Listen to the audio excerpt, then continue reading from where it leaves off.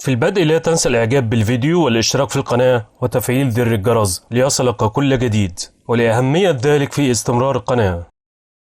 بويكا بعد هروبه من جحيم السجن اللي كان فيه بيستقر في أوكرانيا، وخفت رجله تماما، لكنه عاد للقتال تاني في مباريات غير قانونية لأنه مش لاقي مباريات شرعية، وبيهزم خصمه بكل براعة وقوة بعد ما أصبحت رجليه طبيعية وبيفوز في المباراة. أما السجن اللي كان فيه بيظهر فيه بطل قوي ضخم جدا، وبيصبح هو البطل الأول في مباريات السجن مكان بويكا، وبينازل منافس له، وطبعا مفيش أي تكافؤ، وبيوجه ضرباته المميتة له، وخصمه المسكين ضرباته ما بتأثرش فيه خالص، وفي النهاية بيقضي عليه تماما وبيموت. بيروح بويكا يتبرع للكنيسة، وبيسأله القسيس أنت لسه بتلعب مباريات غير قانونية؟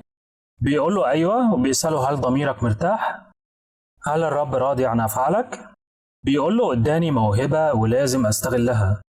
وبيقول له لو خصمك مات في المباراة يا ترى هيكون إيه شعورك؟ وشعور أسرته وأهله بعد ما يفتقدوه.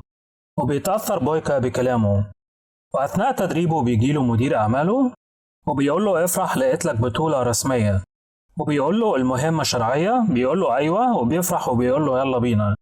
وبيروح المباراة وبيقابل مدير أعماله وبيقول له دي مباراة تأهيل، يعني لو خسرت مش هتكمل البطولة.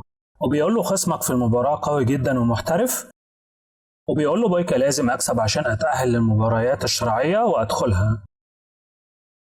وبتبدأ المباراة وبيهاجموا خصمه القوي، لكن بويكا بيهاجمه بكل قوة وحماس عشان يفوز ويدخل المباريات القانونية الرسمية. وبيحاول خصمه يوجه له ضربات، لكن واضح تفوق بويكا الكبير. بيقع على الأرض وبينهى التاني، لكن بيهاجمه أقوى من الأول. وبيقع على الأرض تاني وبيقول له بويكا خليك على الأرض أحسن لك، لكنه بيقوم وبيحاول ينزله. وبيهاجمه بويكا تاني بضربات قوية جدا وبيقع على الأرض وما بيقومش وبيفقد الوعي.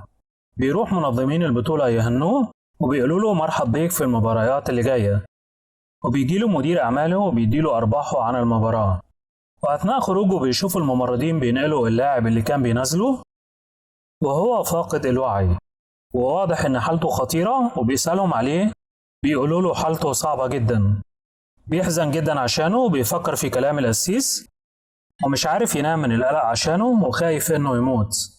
وبيروح الصبح لمدير أعماله وبيسأله عليه، وبيقول له مات امبارح. وبيسأله هل كان عنده أسرة أو أولاد؟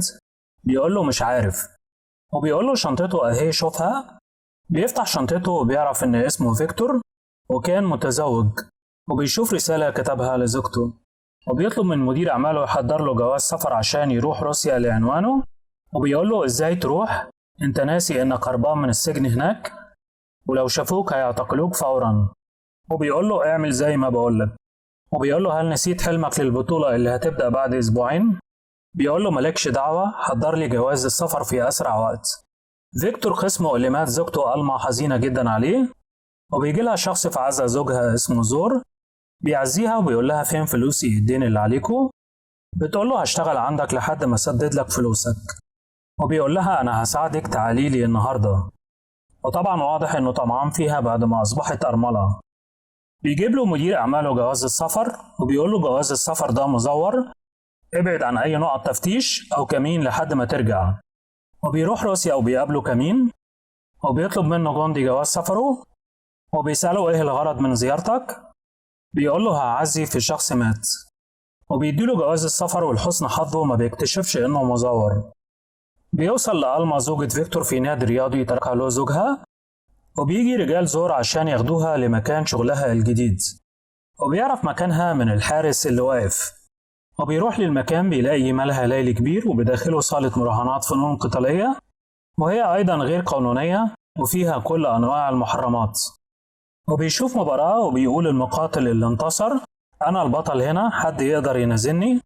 وبينظر له بويكا لكن مش فاضي دلوقتي للنزالات. وبيشوف ألما بتعمل جرسونة في الملهى وبتاخد بالها إنه بيراقبها، وبتروح له وبتقول له أنت بتراقبني؟ بيقول لها لا، لكن أنا عاوز أتكلم معاكي. بيقول لها أنا جيت من بلد بعيد عشان أقولك. وفجأة بيجي رجال زور وبيقول لها مساعد زور كملي شغلك، وبيقول له تعالى معايا.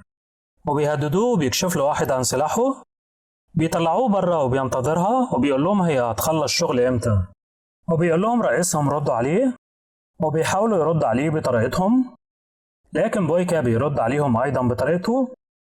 بيرفع عليه المسدس من الخلف لكنه بياخده منه بسرعة وبيهاجمه، وبيجي زورو وبيقول له برافو عليك، أنا عاوزك معايا هنا تقاتل في حلبة المراهنات. وبيرفض وبيقول له أنا مش جاي هنا عشان أقاتل، وبيقول له مساعده جه عشان ألما، وبيقول له ألما ملكي هي وكل المكان هنا، ولو حاولت تقرب منها تاني هأذيك. وبيمشي وبيسيبهم وبيقول لرجاله راقبوه. بيحاول ينام لكنه ما بيعرفش بسبب كوابيس فيكتور اللي بتطارده في أحلامه. بيروح الصبح للنادي الرياضي اللي فيه ألما وبيقول له الحارس ممنوع الدخول، وبينيمه فورا. وبتقول له ألما أنت تاني عاوز إيه؟ بيقول لها دي رسالة تركها لك زوجك فيكتور. وبيسألها هل زور بيضايقك؟ بتقول له لا أنا شغالة عنده. وبتقول له إن فيكتور كان مديون بمبلغ كبير لزور فتح بيه النادي ده، وبتحاول هي تسدد دينه لزور. وبتقول له شكرا، هو أنت تعرف فيكتور منين؟ وبيقول لها على الحقيقة وإنه السبب في موته. وبيحاول يعتذر وبيعرض عليها يساعدها، وبيقول لها هعمل أي حاجة تطلبيها مني. بتقول له هل تقدر ترجع لي زوجي؟ بيقول لها لا طبعا، وبيديها مكسبه في النزال معاه، لكنها بتغضب وبتقول له ده تمن دمه وموته، وبترفض وبتدفعه وبتقول له خد فلوسك ومش عاوزة أشوفك تاني. بيسيبها بويكا وبيخرج وهو محبط جدا. وبيفوق الحارس تاني لما بيجي وبيحاول يقوم له لكنه بينيمه تاني فورا، وواضح إنه خبير تنويم. بيرجع لزورو وبيهاجم أحد رجاله اللي عاوز يمنعه، وبيقول له عاوز إيه؟ مش قلتلك ما تجيش هنا تاني؟ بيقول له موافق ألعب في صالتك لكن مقابل الفلوس اللي ليك عند ألما. وبيقول له هتلعب 3 مباريات منهم ماتش ضد بطل الحلبة هنا. وبيقول له بطل الحلبة هخلص عليك، وما بيردش عليه. وبيقول له إنه هيلعب ال3 ماتشات في أسبوع واحد. وبيقول له أنت كده ناوي تخسر. وبيقول له واضح إنك مستعجل. وبيقول له خلاص موافق يا بويكا وما تقلقش من الشرطة.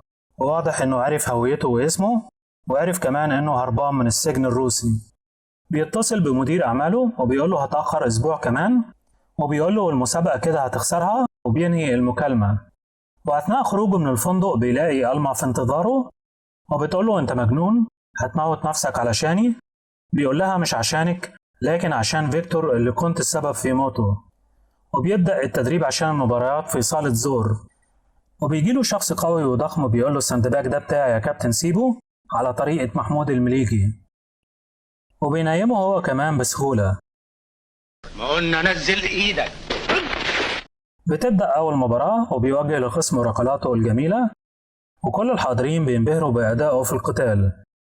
وبيتفوق ببراعة على خصمه، وبينتظر زور إنه يقتله لكنه بيرفض يموته، وبيفوز بأول ماتش. وبتجيله ألما وبيقول لها ما تعرفيش مكان تاني أتدرب فيه عشان المكان اللي هنا بيضايقوني فيه. وبتقول له تعالى اتدرب عندي في البيت في مكان تدريب فيكتور. بيروح يتدرب فيه وبيتفرج عليه أطفال في الشارع، وبتحاول تبعدهم وبيقول لها سيبيهم. بتبدأ المباراة التانية وبيدخلوا زور 2 من المقاتلين، لكنه بيهاجمهم بكل براعة بركلاته الاحترافية وبيتغلب عليهم. وبتنبهر ألما بأدائه في القتال، وبيهاجمهم بكل قوة واحتراف. وبيهاجموا واحد من الخلف وبيقع على الأرض، وبتنظر له ألما وبتحفزه، وبيرجع يهاجمهم في منتهى القوة والبراعة، وبيسبح بركلاته في الهواء، وبيضرب واحد بركلتين، وبيسقط بجسمه على التاني، وبيقضي عليهم وما بيقوموش. وبتنبهر ألما أكتر بيه، وبتتأكد إنه فعلا هيسدد دينها لزور. ولما بيلاقي زور قوة بويكا وإنه هيكسب وهيخسر دينه اللي على ألما، بيروح لضابط السجن الروسي اللي كان فيه بويكا، وبيطلب منه يخرج له أقوى مقاتل عنده، وهو كوشمار، وبيقول له مستحيل.